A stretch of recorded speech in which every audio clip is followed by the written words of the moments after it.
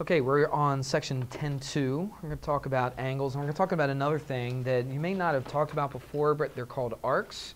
So let's talk about what an arc is first of all. So let's grab a circle, and we'll make it a little bit bigger. How's that? Pretty cool, huh? All right, and let's draw an angle. A lot of times we just draw always straight off to the side all the time, don't we? Let's just be a little different, and let's draw one here, and let's draw one up here like this. Nothing in particular about it, okay? I just want to have some kind of an angle in here. Now, this takes a little steady hand, and I don't have the best steady hand on this, but we'll give it a shot. What I'm going to do is I'm going to trace from this point to the other point, where the other radius hits. I'm going to try to make it go right along the line. Wow, I'm doing pretty good. Look at that. That was my best one yet. Practice makes perfect, I guess. Thank you so much. All right, so anyway, what I've drawn right here, let's put some letters. Let's put A, B, C. So what circle is this? This is circle B, right, because you look at the center of the circle, if whatever the point is there, that's the name of the circle. So we call it circle B.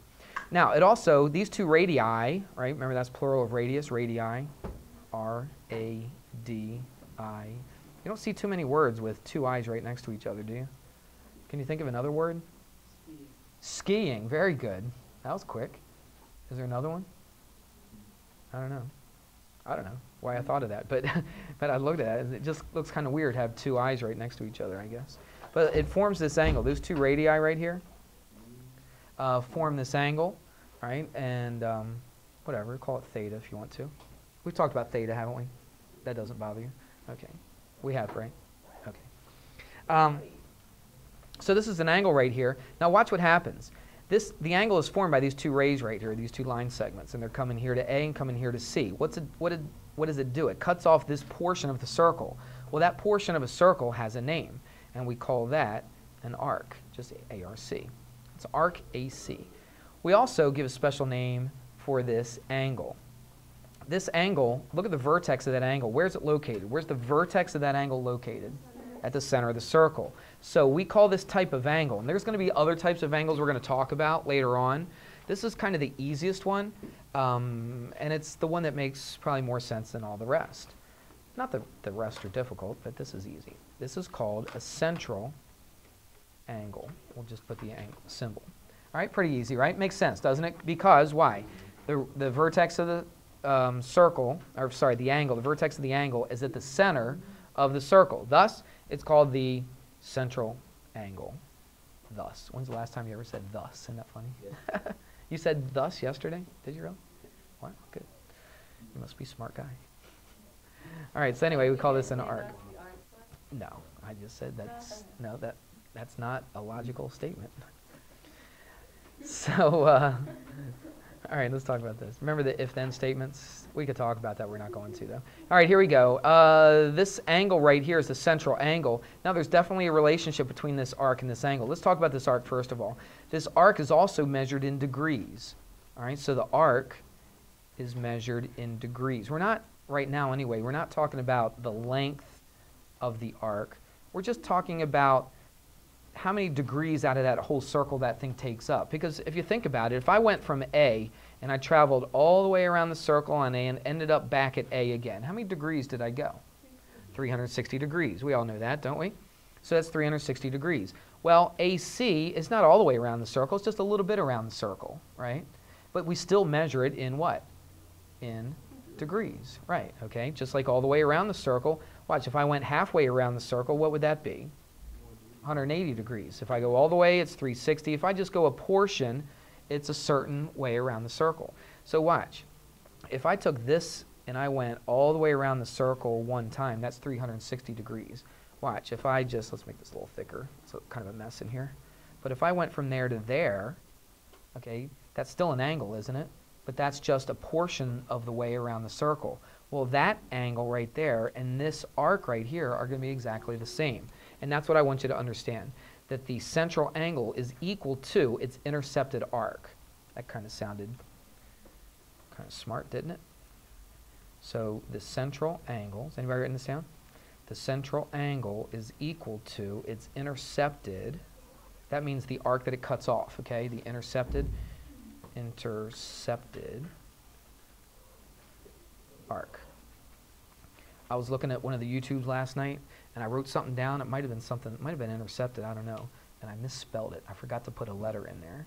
And I was just talking away and saying the intercepted arc, pointing to it. Didn't even notice it until I watched it on YouTube last night. I was so embarrassed.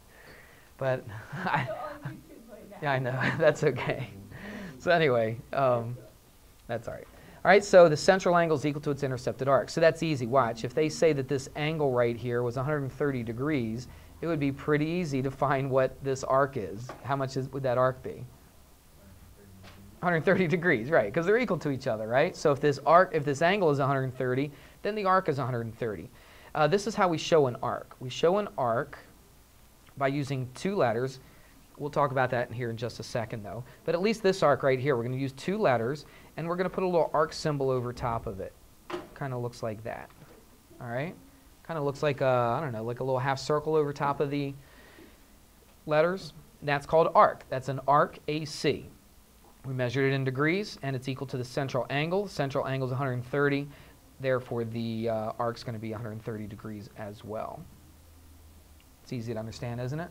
Like I said, that's an easy one. We're going to talk about another thing called we're going to call a, oh my word.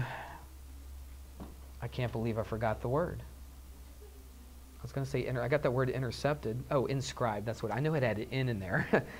I use it all the time. I can't believe I forgot that word.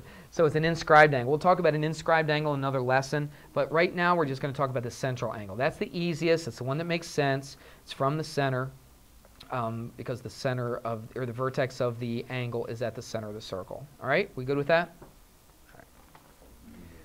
All right, now we have a different circle up here, and I've got a right angle here. What we're going to do is just a little example with that central angle stuff. It's really not that difficult.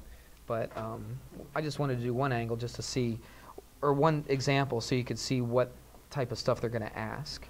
So they say that this angle right here is 130. That's already written as 90 degrees, and they put an X right there. And that's all they do is ask to solve for X. It's not really that hard. We talked about what it is all the way around. What is it all the way around? 360. It's 360. Well, you know this is 130. This is 90. This is the only thing that's left over, isn't it? Yeah. So what math are we going to do? We're going to take 360. Go ahead, Sven, you're dying to say it.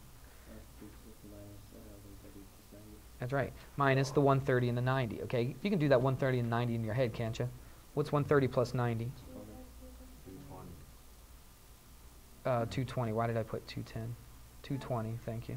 All right, so it's 140 degrees. So X equals 140 degrees. All right, not too difficult. They're going to have a few problems like that. That's really not hard. Of course, they're going to, you know how the examples are always just a little bit easier than what they ask, you know, in the problem sets. You know that's going to be true here, too. But and that gives you an idea of the type of question they're going to ask you. Okay, now I've got three little circles up here, and these little circles I'm going to use to represent different types of arcs. Remember that one arc? How many letters did I use to represent that other arc that I just did? 2. Called it like AC or something like that? Right, I just used 2. Now, let me show you something. Sometimes we use 2, sometimes we use 3, and you need to know when. All right, let's say we had this thing right here. Again, I'm going to try to draw around this thing. Watch. Yeah, it wasn't as good as the other one. That's okay. All right, now let's take a look. This arc right here, let's just make this up. Let's say it's 150 degrees. Are you watching? Let's pay attention, please. So we'll call it AC again.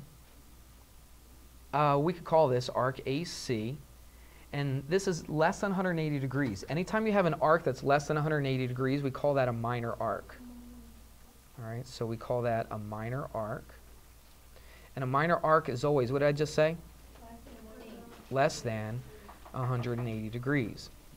When you have a minor arc, you always just use 2 letters. Okay, it doesn't matter what order. You could say this is AC, arc AC, or you could call it, what do you think? CA. Arc CA. Doesn't make any difference. All right. So, but that's what we use right there. We call it arc AC, and you could say it's equal to 150 degrees if you wanted to. All right. Let's stop right here and let's go to the next video.